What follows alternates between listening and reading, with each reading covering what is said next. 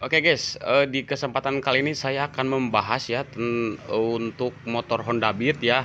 Ini Honda Beat Deluxe ya, keluaran paling kalau nggak salah 2023 2024 lah pokoknya. Nah, kalau saya lihat ini motornya masih baru ya, baru beli gitu. Dan ada kendala. Nah, kendalanya itu yang pertama, kalau dia jalan itu suka mati mendadak yang pertama. Yang kedua, kalau misalkan apa namanya si motor ini pagi-pagi ya dihidupkan itu susah hidup. Yang kedua itu. Nah, sebelumnya motor ini sudah ditangani di salah satu bengkel ya. Nah, dengan permasalahan yang dua tadi. Nah, karena mungkin ya di bengkel sebelumnya itu peralatannya kurang yang pertama, yang kedua. Nah, yang kedua juga itu sudah dibawa juga ya ke salah satu bengkel lagi. Jadi motor ini sudah dua bengkel ya yang menangani, tapi alhasil masih belum bisa ya, belum bisa normal seperti biasa. Oke, nah karena ini yang pertama motor baru, maksudnya masih 1 tahun 2 tahun lah ya, ini teman-teman harus tahu dulu ya, harus tahu kalau untuk permasalahan misalkan ada sensor ataupun aktuator yang rusak atau gimana dalam jangka 2 tahun 3 tahun itu menurut saya ya, kalau tidak terjadi benturan ataupun rusak, maksudnya rusaknya begini, misalkan motornya terendam banjir ataupun terendam apa, nah itu bisa diindikasikan yang pertama. Yang kedua, kalaupun misalkan ada sensor, ada aktuator yang rusak atau apa namanya sudah tidak layak pakai ya. Nah, berhubung motor ini masih muda ya, perhitungannya masih muda, kan tidak mungkin ya. Tapi dengan dua catatan, kalau perawatannya bagus ataupun biasalah gitu kan, tidak mungkin kan ada kabel udah keropos, ada kabel masih apa sudah longgar apa gimana, kan pasti kan belum pernah dibuka. Nah, karena ini sudah dilakukan di bengkel yang lain ya, sudah dilakukan perbaikan dengan secara manual karena peralatannya masih kurang mungkin ya, mungkin. Nah, jadi sudah dua tempat motor ini masih belum bisa hidup ya. Katanya sudah diganti EOT yang pertama, yang kedua injektor. Oke. Nah, di sini saya berpendapat ya, di sini saya berpendapat kalaupun misalkan injektor bermasalah, oke, kalau motor seperti ini kan seperti ini kan masih dibilang apa ya, irit bahan bakar ya. Jadi kalaupun ada berbed di awal itu udah biasa, hal biasa yang pertama itu. Nah, oke, biar gak kepanjangan ngomong langsung saja ya. Yang pertama, kalau misalkan dengan cara manual itu motornya masih belum bisa hidup normal, ataupun eh, dengan penanganan kita teman-teman tidak membuahkan hasil, alangkah baiknya kita harus lihat dulu by data ya.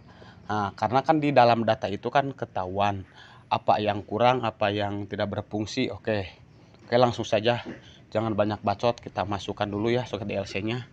Oke, kontak on. Dan di sini juga ada kedipan ya. Kata bengkel yang sebelumnya itu injektor dan sensor EOT-nya. Oke, langsung saja kita masuk ke menunya.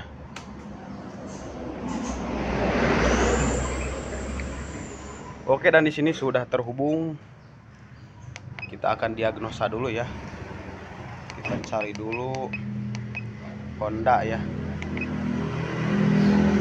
Kita langsung aja pemindai otomatis. Karena untuk pemindaian ini bisa secara manual dan otomatis, maksudnya manual kita cari dulu mode ataupun tipe motornya ya. Oke. Nah, dan ini sudah terbaca PGM FI ya. Oke, kita langsung klik. Nah, kita ini bisa tahu ya, bisa tahu lewat by data motor ini apa yang rusak dan apa yang apa namanya yang terkendala. Nah, oke, kita membaca tampilan data dulu. Oke. Nah, ini posisi mesin mati ya, mesin mati belum di starter. Kita lihat dulu. Nah, di sini RPM-nya 0 kan mati. Bukaan gas sebentar, fokus dulu. Bukaan gas itu 0,507, gak apa-apa lah, standar. Bukaan gas 0 karena ini belum digas. Kita coba dulu ya. Saya akan melakukan penarikan gas ya, pelan-pelan. Dan kita lihat.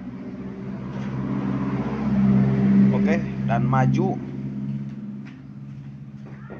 Oke, kita mulai lepas perlahan. Oke, untuk gasnya bagus, perhitungannya juga di scanner bagus. Oke, yang kedua temperatur. Nah, temperatur radiator. Nah, ini kan tidak memakai radiator. Nah, bacanya kita di sini.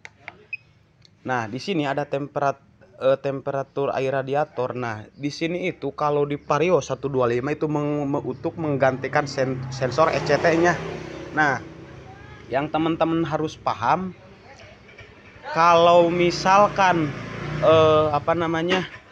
motor posisi dingin, untuk menggantikan dan membaca suhu mesin. Nah, di sini tidak boleh minus ya. Kalau untuk Honda Beat 215 derajat Celcius itu aman. Kalau di Vario 125 itu minimal 30 derajat ya, jangan minus. Kalau minus itu bisa dikatakan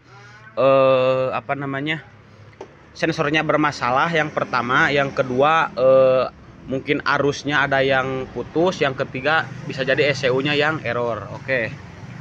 Dan di sini tegangan aki terbaca 12 volt, injektor 0, nah, oke. Jangan banyak-banyak dulu cari menunya, kita sampai di sini aja dulu biar paham. Nah, setelah membaca data motor tersebut, kita bisa lihat ya ke bawah. Nah,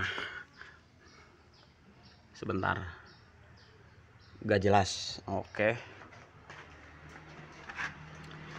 Mungkin di bengkel yang sebelumnya itu di sini ya. Sebentar. Ada yang terlewat ataupun yang longgar ya.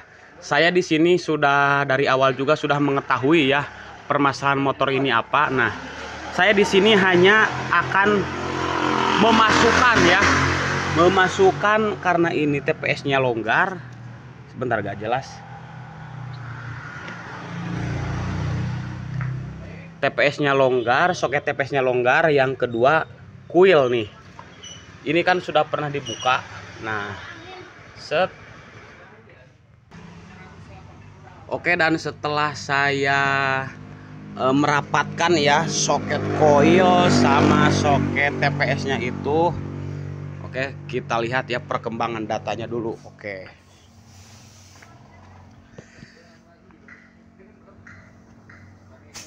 tampilan di scanner masih 0,0. Nah, dan saya akan menghidupkan.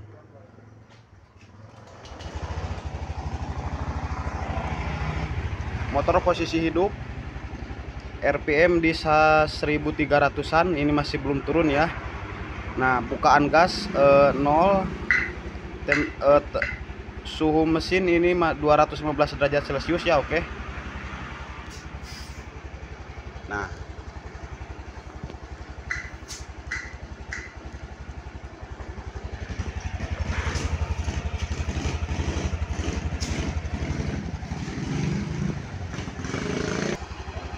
oke, dan setelah saya merapatkan soket koil sama soket TPS yang tadi, motor bisa hidup normal tanpa kendala, dan bacaan datanya di sini lancar, bagus ya. Oke.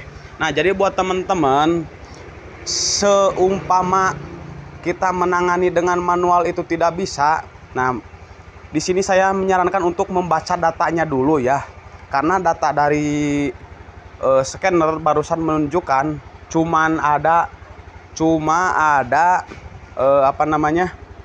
di sini bukaan gas yang tidak terbaca. Yang pertama itu. Nah, yang kedua, ditambah soketnya longgar, terus arus yang ke koil juga longgar. Nah, itulah dia penyebabnya. Mungkin sebenarnya begini, di bengkel sebelumnya motor ini sudah sembuh, gak tahu ada yang longgar atau apa. Nah, kemudian pas pemasangan itu lupa ataupun belum belum terpasang dengan rapih ya. Oke, sekian dulu, terima kasih. Kalau ada yang mau ditanyakan silahkan. Oke, terima kasih.